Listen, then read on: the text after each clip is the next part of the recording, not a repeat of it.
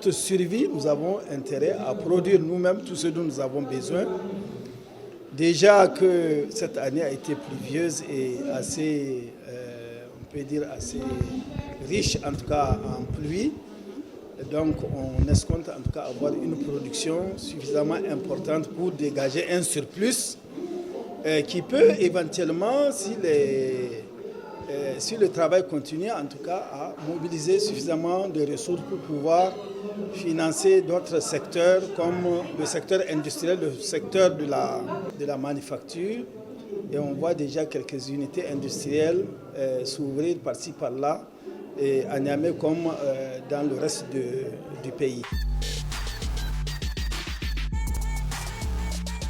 Moi, je pense que le problème fondamental, si on s'inscrit sur la logique du pouvoir en place actuellement, ils sont sur une dynamique de pouvoir rendre des choses un peu industrielles. Vous savez, on a longtemps fait une agriculture, n'est-ce pas, comment vous appelez ça? Une agriculture qui nous permet juste, n'est-ce pas, de subvenir aux besoins primaires des citoyens nigériens.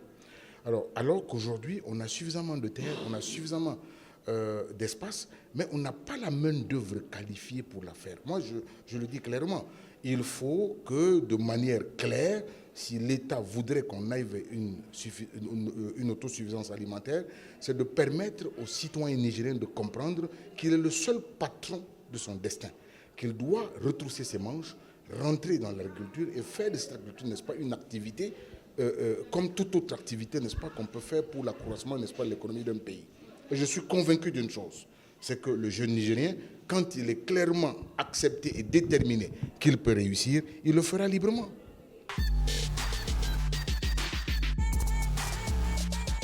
Déjà des actions qui sont posées dans ce sens, qui sont à saluer. Aujourd'hui, on a vu le projet de la grande irrigation initié par les CNSP de la région de Difa.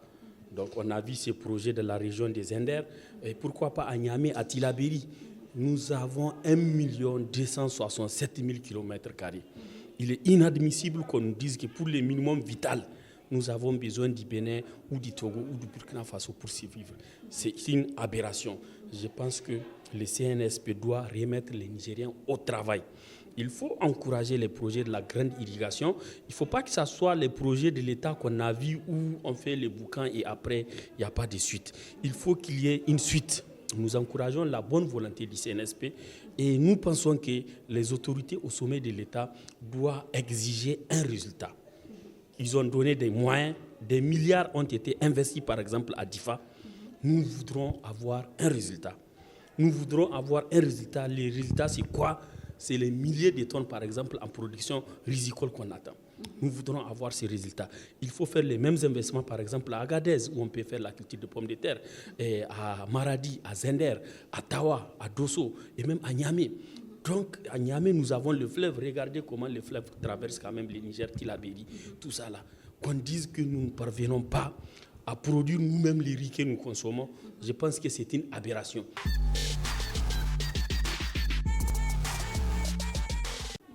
Voyez-vous, nous avons dans ce pays des fleuves, nous avons des mares, nous avons l'eau à disposition. Il suffit que nous nous engageons. Nous mettons notre volonté au service de la production agricole, de la production pour le moment que nous puissions nous-mêmes avoir notre sécurité alimentaire dans les villages, dans les villes, dans tout le pays, pour qu'aucun Nigérien ne puisse tendre la main ailleurs, ou aucun Nigérien ne puisse dépendre de l'extérieur pour pouvoir assurer le quotidien.